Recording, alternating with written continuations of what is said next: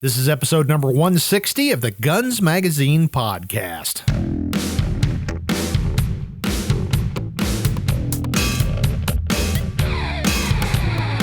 Hi there, and welcome to the Guns Magazine podcast, one of the shooting world's biggest gun talk programs. I'm your host and the editor of Guns Magazine, Brent. Thanks for joining us as we talk to the interesting folks who make up the world of shooting, hunting, law enforcement, and the firearms industry. But first, before we get started, here's a quick word about our sponsor, the R7 Mako by Kimber. The striker-fired R7 Mako is a high-capacity polymer micro-compact from Kimber. With the R7 Mako, you get 12 and 14-round total capacity from the flush and extended magazines, while the performance carry trigger has the smooth pull and clean break you'd expect from a high-end single-action handgun. The R7 Mako also comes optics ready, or you can have it with optics already installed. Kimber's R7 Mako will feed your appetite for something different. See how at r7mako.com. Today, in this Black Friday edition of the Guns Magazine podcast, we're talking to Roy Huntington about the fine art and science of making your 1911 into a tack driver. Roy's been working on handguns for decades, and probably more importantly, he's close friends with most of the top pistol smiths in the business and knows many of their tricks of the trade. So if you're looking to turn your ugly duckling government model into a super accurate swan, let's take a listen to my chat with Roy Huntington.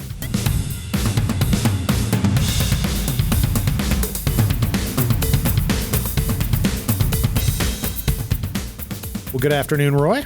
Good afternoon, sir. Well, I appreciate you literally within seconds of me proposing this topic, being it's a short week. This is the Black Friday edition of the Guns Magazine podcast. And honestly, we're recording it a couple of days early because we all get Turkey Day off. And one of my coworkers said, now you're going to have that done before we all go on break, right? And I'm like, sure, that's exactly what I had planned. So I picked up the phone and called Roy. I was doing that today. Huh? Yeah, exactly. But no, I really appreciate you doing this on short notice. And it's something we've kind of danced around many, many times, but never really got down in the weeds. And that would be accurizing your 1911. We've talked about customizing it and things like that, but let's actually get down and talk about the stuff that makes a difference when you're talking accuracy. Now, we're not necessarily talking about reliability because sometimes they're two different things there. But if you're one of those folks that just absolutely wants to wring every 1/10 of an inch in your group size out of your 1911, Roy's got a few ideas for that. So, well, Roy, when somebody hands you a 1911 and they say, make this the tack driver that I know secretly resides inside that gun, after you stop laughing, what do you say? I tell them to go buy a Springfield Armory. One of the fancier ones, that cost like $1,200 or something. Yeah. And because they'll shoot basically one whole group at 25 yards if you do your stuff, Yep. And so when people come to me and they say, hey, I've got my dad's World War II era, Colt 1911. And I'd like to have it accurized or something. So the first thing I do is talk them out of it. Yeah. Let's not carve that rockola up.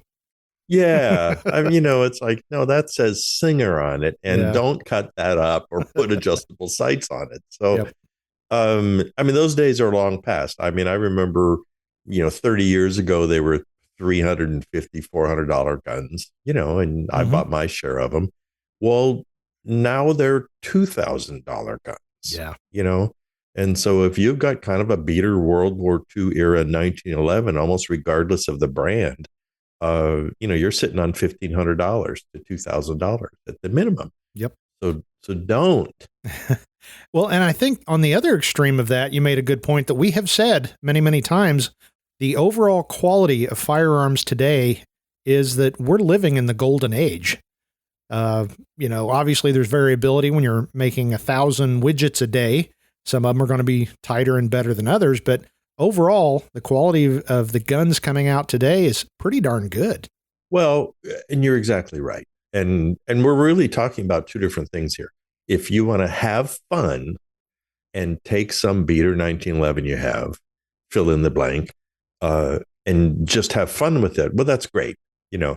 But if all you want is an accurate, reliable 1911, you really shouldn't start with a parts gun. And I equate that with if I was going to jump in a car tomorrow and drive it across country, I would want to buy a car like a Kia or something, you know what I mean?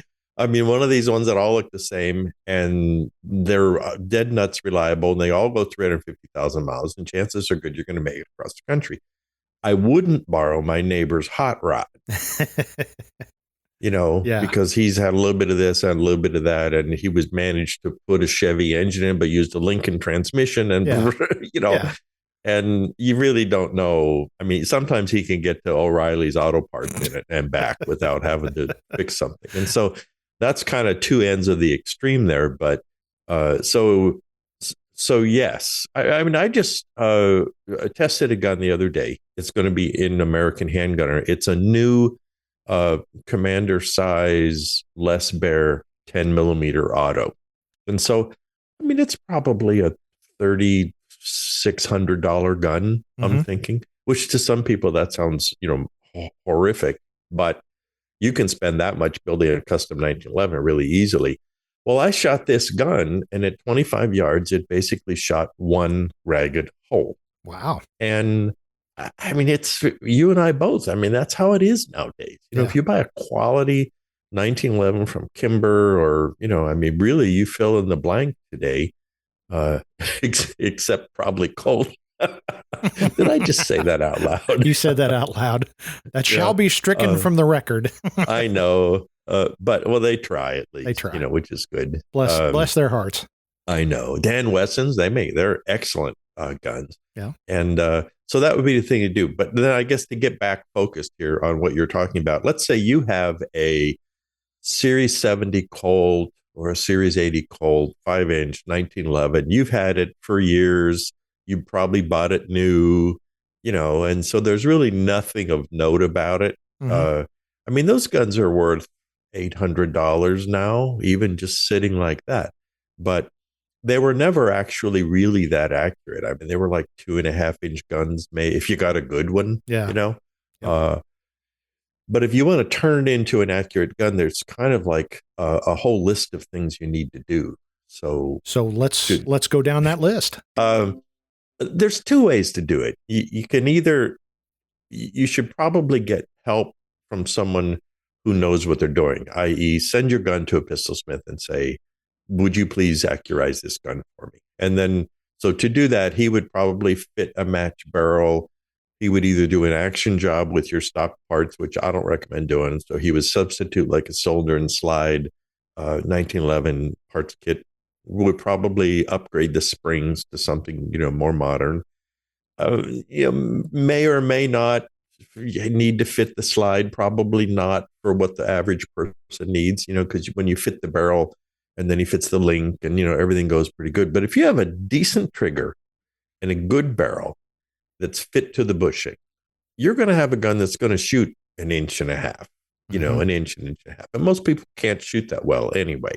I mean, if you really sit down at the bench with good quality ammo and try to hit the bullseye at 25 yards with the tightest possible group, there's not a lot of people can shoot those 1-inch groups. And I hear people complain, you know, it's like, well, this gun only shoots 1 inch. It's like, okay, here's your gun. Go over there, sit down. You do it. Yeah, show me. Yeah. Right? You know, and then you see the 5-inch group or something.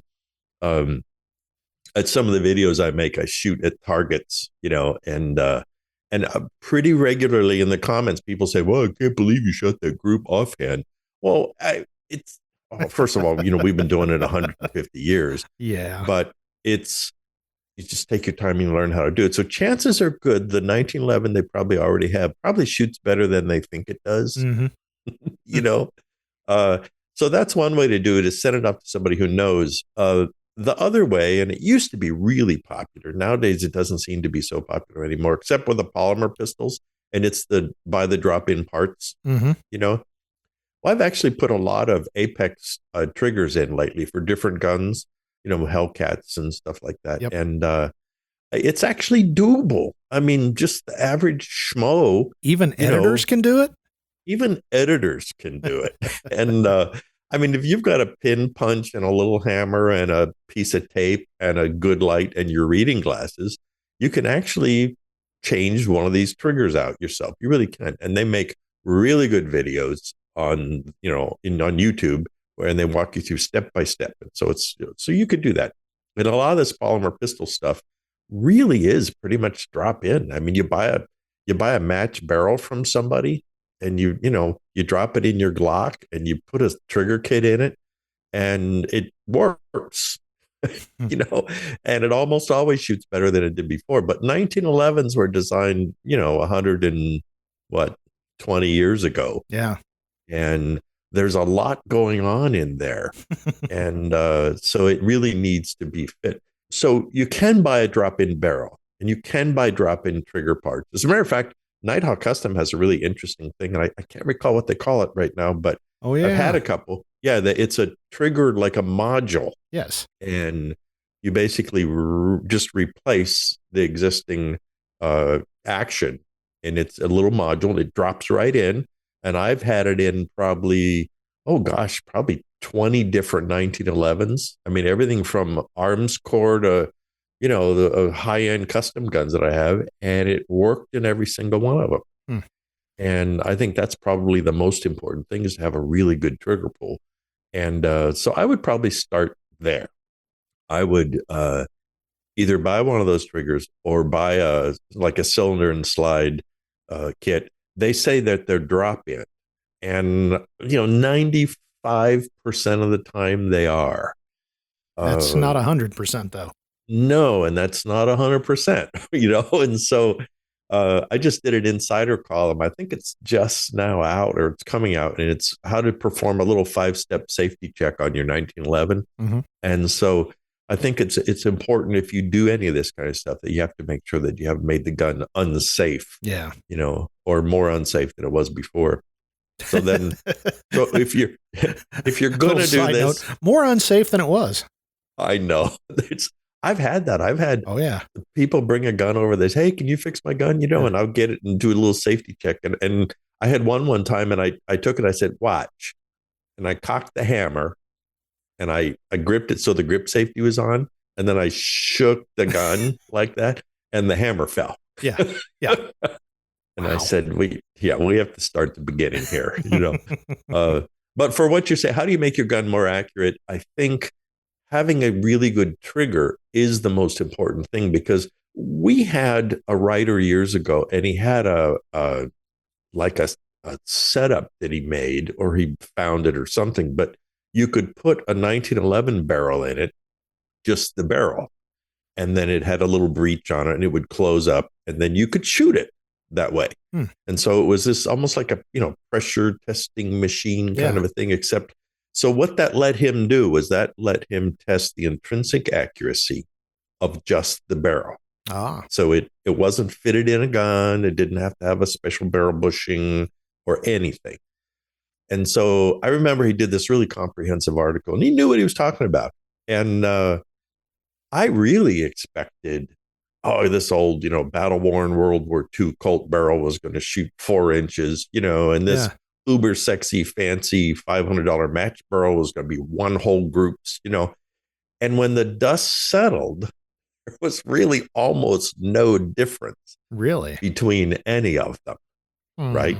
As far as intrinsic accuracy of just the barrel. Wow. So, I mean, you can get reliability issues. You can get, issues regarding how the round chambers and feeds, and that's a whole, different monster there. How the barrel is fitted into the gun, all of that will, if you took 2 identical barrels and put them in different guns and fitted one correctly and didn't fit the other one would shoot 3.5 inches, one would shoot 1 inch, right?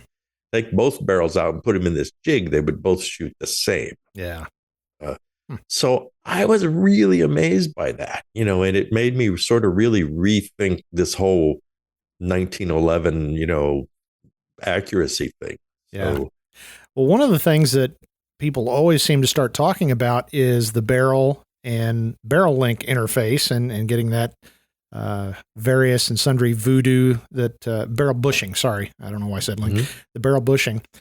How challenging is that to fit properly? Because I've known a lot of guys who I would call maybe itinerant gunsmiths, that they have a lathe and a few tools, and oh sure, I can match that up just fine, versus some of the shops that we deal with.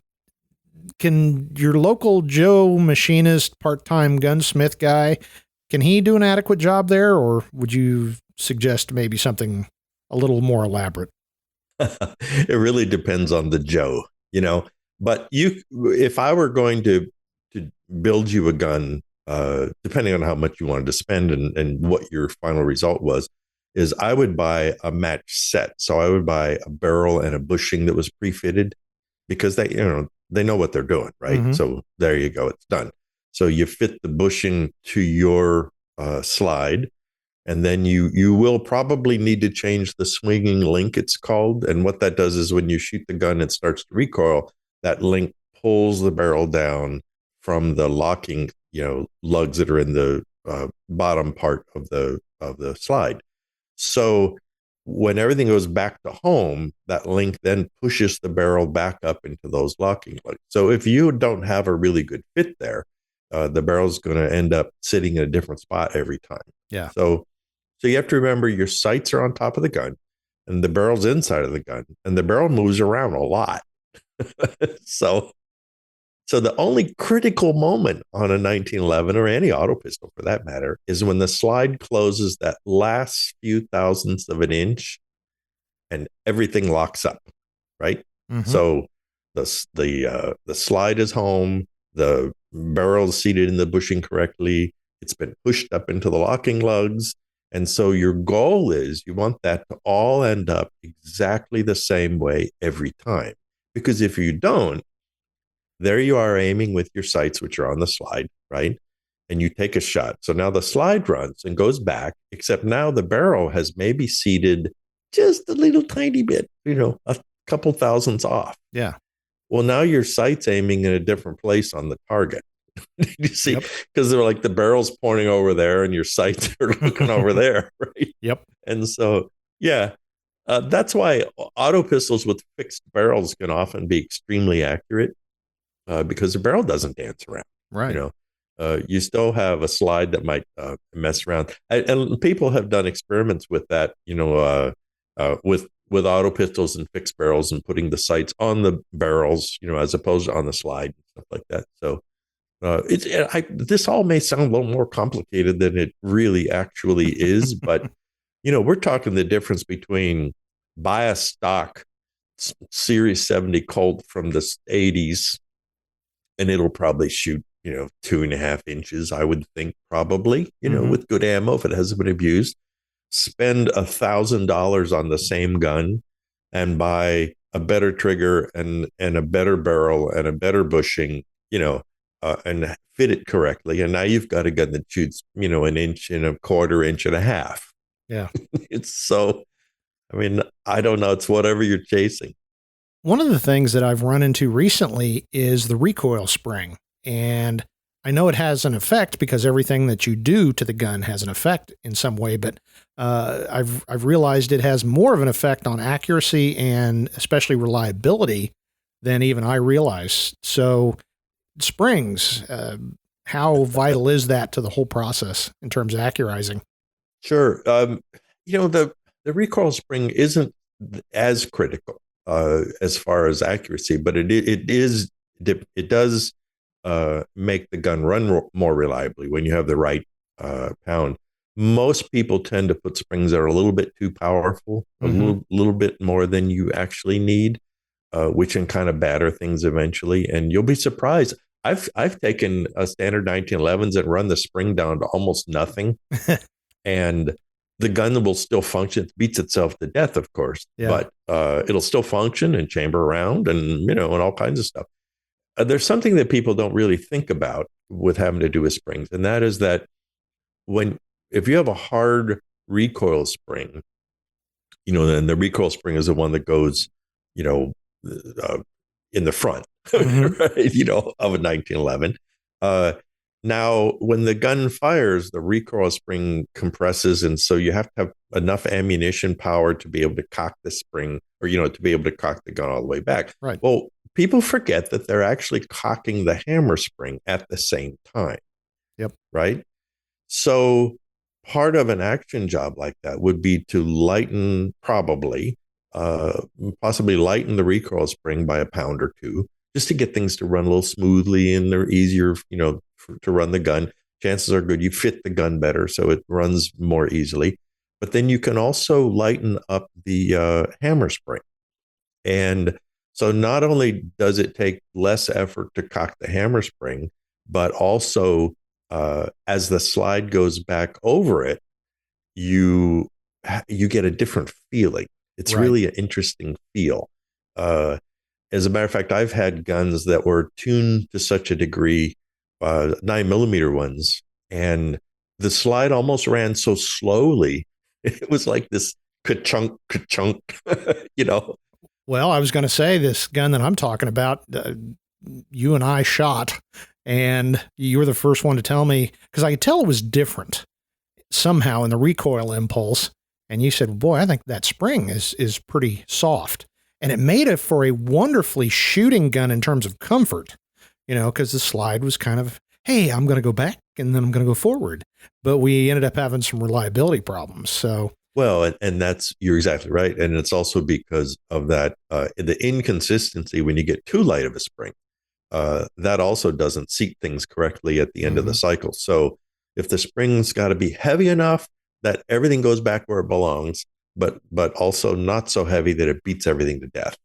And it's not that tough. I mean, you can just jump online and look up, what poundage should my 1911 spring be? And they'll tell you, 14 pounds or 16 pounds or whatever. And it's not overly critical. One thing, though, to not do is don't snip coils off of the springs. We were going to go there at some point, but yes, don't clip coils. Just don't. Not at all. Don't clip coils. No, because the springs there's a lot of engineering there, and there's a black art, which I know very little about, but I do know that the way they compress, if you clip coils off, now that changes the dynamics of the spring, and it changes how fast it reseats and all that kind of stuff. Well, I think a lot of people also don't replace their springs. And I know when I was a cop, I had a SIG P225, and I had carried it for probably maybe 8 years. And I went ahead and bought a new spring set for it just because, what the heck? Well, I took out the original recoil spring and I put the new recoil spring down, stock SIG parts. And the old recoil spring was like about 3/4 of an inch shorter. Really? And so, it had actually gotten fatigued and, just taken a little bit of a set. And I learned since then that that's really not uncommon. Wow. So, if you get take the World War II era recoil spring out of your grandpa's Colt and then put it down next to a modern one of the same specifications, I promise you the old one will be shorter. Amazing. Yeah, which changes everything. Yeah. Now let's talk about the slide. And this is something literally I don't know much about. I know fitting the slide is a precise procedure, but I don't know how you go about doing it. Talk a little bit about that. It is a bit of a mystery to some people. And what I recommend doing is, if you want to do that, is buy something from Caspian or Les Bear or something like that that's pre-fitted. In other words, let these guys who do it for a living fit the slide and the frame. The reason why they want a fitted slide and frame, and what that means is that the rails need to be parallel. Okay. So you don't want the rails to not be parallel. And that's not uncommon in a gun like that, to have it be 4 or 5 thousandths off at one end or the other, squeeze it at one end and not at the other end and stuff like that. But the reason why you want them to fit tightly, or not tightly, but just smoothly, and is for consistency, because that's the foundation that the rest of the fitting is built around. In other words, as long as all the little pin holes are correct and in the right spot, then when you assemble your gun and you fit the barrel and you fit the bushing and you fit the action and all that kind of stuff, then if the slide is rattly, see, then everything will never be consistent. Yeah. So it's cool to have a fitted slide like that. And but there's a reason for it. Like Les Baer is famous for that. If you buy a new Les Baer, like a 5-inch 1911 from Les Baer, it usually takes 3 men and a boy to run the slide, you know, for that first 50 rounds or so. Yeah, I've actually had to like bop the the muzzle on a desktop just to get it to unlock a little bit. Yeah. But like he says, it's like if you start out that way, then it breaks in and everything wears correctly, you know. But if did you want me to explain how you fit a slide and frame? Sure. Or no? Just the high level, because I don't know how you do it. No idea. If you bought a unfitted frame and slide from Caspian, for instance, in the old days, though, what you would do is that you would peen the rails of the frame and expand them, and then slowly file them down until you got the slide to fit, right? And so that's a real simplified way of explaining what's going on. The problem with that, though, is that you're really only running on the high spots, you know. But if you have a properly fitted frame and slide, then it's pretty much uniform. Like when you take a Stan Chen gun apart, the wear marks are perfectly 100% across the entire rails because they're so perfectly in parallel with each other. They touch uniformly. But if you buy a Caspian frame and slide and it's unfitted, the first thing you need to do is take some measurements. And what you'll establish then is, well, how wide is the slide? You know, how deep are the rails cut? You know, and then when you fit them together, you'll immediately realize that, oh, well, no, this isn't fitting. You know, and so then as long as you have somebody who knows what they're doing, show you the next several steps, it's actually pretty easy. But basically, you end up using a really fine file, and they make special files that fit inside of the rails. And then depending on how this frame fits this slide, you would remove metal in different places. So it's not just the width, it's the height of some of these things that need to be adjusted. So, but then there's a magic moment, though, where suddenly it goes and it slips on. And I've had the sudden realization now when I look at my polymer handgun and those bent ears that they call, you know, rails. I see the difference now. Yeah. That's why you'll never have a polymer pistol that runs like, you know, the old bank vault door thing, you know, that we both handled 1911s, that you run the slide, like take it all apart and just put the slide on. It just goes, you know. I was going to say Nighthawks and Kimbers and you know, the Les Baer guns. I mean, you run it and it's hard to explain, except I've done it and I know you have. You hand 245s to people, run that. Okay, not a bad. Then run that. Oh my. Oh, well, they know something happened. Yeah. That just, I know when you completely disassemble them. Dusty Halsell, my friend here, DH Customs, he builds really nice custom 1911s. And every once in a while, he's really funny. I'll stop by his shop and he'll say, "Here, check this out." And he'll hand me a gun. And what I do is that you just like tilt the muzzle down and the slide clicks forward, and then tilt the muzzle up and the slide slowly runs back.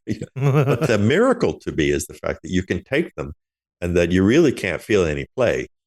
I talked to Les Baer about that one time. I said, Les, because remember, slide to frame clearance is different from how parallel are they. You see? So in other words, you may have 2-3 thousandths of clearance between the rails, because you have to have a little bit of room there, right? Otherwise they'll gall and stuff. And that's what the oil's for. It's running on the oil. Yeah. But Les holds his frame and slide tolerances to 1 to 2 10,000ths parallel. See, so that means nothing is running tilted at all. All of the frame and slide rails in there are exactly parallel to one another. And so that I have no idea how he holds those tolerances. That's the voodoo that you do so well. I know, but he's one of the few who actually do manufacture their frames and slides. I mean, he builds them on CNC machines in his shop. So that's amazing. Well, this has already gone long because this is fascinating stuff to me, but really, I think to underscore this entire discussion, you make a really good point that nowadays yeah, it's more expensive to buy a custom or semi-custom 45, but by the time you look at the time and trouble and trial and error that you may need to have it done locally or something, it might just be better off in the long run to save your pennies and go get one from some of these manufacturers we've talked about. I agree completely. I really do. If you just want a tool, it's like I want a good quality gun that I know is accurate, that's going to run, that has a good reputation, would just go buy one, a Dan Wesson or a Springfield Army or a Kimber or something like that. But if you want to have fun and build a custom pistol, well, then do that too. Yeah. It's like, hey, I want this one. I want some engraving on it. I want, niter blued screws, and I want a hard chrome slide. That's great. Yeah. Nothing wrong with that. Go do that. Knock yourself out. But also, I'll jump up on my soapbox, and you already alluded to this, that the guns, most guns now will outshoot the user. So I always go back to, instead of buying that $5,000 pistol, go buy you a nice $1,500, $1,600, spend the rest of the money in ammunition and learn to shoot the gun, so that it's really true. Somewhere down the road, you buy a really expensive, super accurate gun and you can do the gun justice. Because honestly, as we talked about, you've seen it, I've seen it. Well, this gun shoots, blah, blah, blah. And it's like, well, I can't do it today, but it can do that. Okay. Whatever you say, big boy. It's really true. Well, the other day I did an article on the Springfield Armory mil-spec pistol for somebody. And, that's their basic, World War II era clone. It's built better. Right. And they run really good. They're nice and tight. They're very accurate. And if I shoot one off the bench with my good glasses, I can shoot like about a 2-inch group, inch and 3/4, 2-inch group on a good day. Well, I found a scope mount for it. And so it replaces the right grip. And then it uses the grip screws to hold the scope mount on. And then there's a rail that wraps over the top of the slide. So I screwed a 2.5 power long eye relief scope I had on it just out of curiosity. And I shot it again at 25 yards, and it was basically one ragged hole. And so, here's this gun that's a price point. I don't know what they are nowadays, $800, $700, something like that. Who shoots a ragged one hole group. And so then I pushed it out to 50 yards, and I think it was like 1 3/4. Wow. It was maybe chasing 2 inches. And I thought, well, that's really interesting. I've shot $10,000 guns that didn't seem to shoot that well. Yeah. So I pushed it out to 100 yards. And I want to say it was not quite 4 inches. Wow. At 100 yards, with a price point 1911. I'm from a good maker. Yeah. But still, I was amazed by that. And I think had I had a scope that was more powerful, I think it would have done better than that at 100 yards. Well, I smell an article or video coming on, maybe ultra long range 45s. I actually am. Yeah, I've got a video cooking, and I just scammed another scope. It's a rifle scope. So I'll be putting a rifle scope on that mount, and then I'll be shooting the same gun at those ranges, and then plus out to 150 and 200. And not to go off on another tangent, we've talked about this before, that it's pretty cool. Both of us advocate practicing at 100 yards or longer if you've got the range.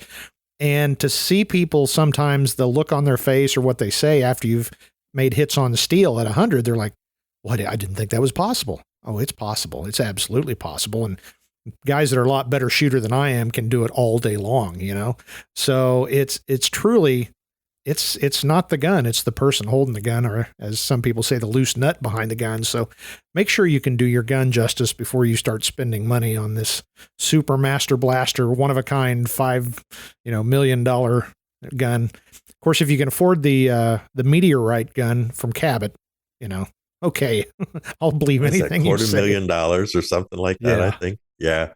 Well, I've been on a range when Jerry Michulik, picks up this whatever's laying on the table, pocket 9mm, and he'll hold it up and he'll go pow, ping at 100-yard silhouette, and he always grins. Yeah. Says, "Well, that was pretty good. Let me see what happens out here." And he'll shoot the 200-yard ting, and the 300-yard ting. Yep. And He's done that out to 1,000.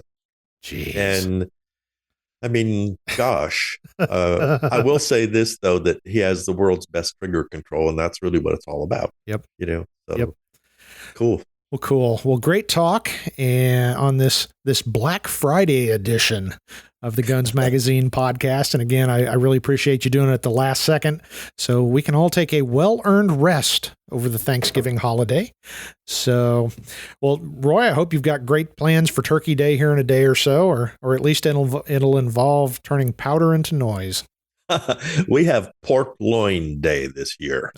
We decided, what the heck. So, well, thanks. It was a lot of fun. I think there's lots more to cover here. So maybe someday let's have a redo. Absolutely. Thanks again. All right.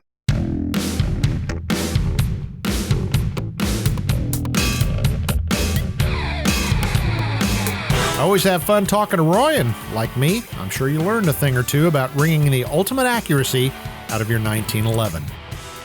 If you enjoyed this episode, you might want to listen to episode 109, where Roy and I talk about the advantages of long-distance training with a pistol. You might also want to check out episode 141 to help answer the question of, should I become a gunsmith? Or finally, listen to episode number 158, where I talk about just how unskilled you need to be to become a gun plumber. If there's a topic you want to hear, someone you'd like us to interview, or you just want to share your thoughts, please drop me a line at editor@gunsmagazine.com. As always, you can find us on your favorite podcast directory, such as Spotify, iHeartRadio, Audible, and several others. And there's also YouTube, and you can listen to us at gunsmagazine.com. You can also subscribe to the Gun Cranks audio podcast on those same directories, or you can watch it at the Gun Cranks YouTube channel. And while you're online, please don't forget to check out our great sister publications, American Handgunner Magazine at AmericanHandgunner.com, AmericanCop.com, and our numerous special editions available for sale on our websites and at Amazon. I'd also like to remind you to visit our sponsor, the R7 Mako by Kimber. You can do that by visiting r7mako.com. Well, that's it for this Black Friday edition of the Guns Magazine podcast. For the entire staff at FMG Publications, I'm Guns Magazine editor Brent Wheat. Now get out there and get shooting.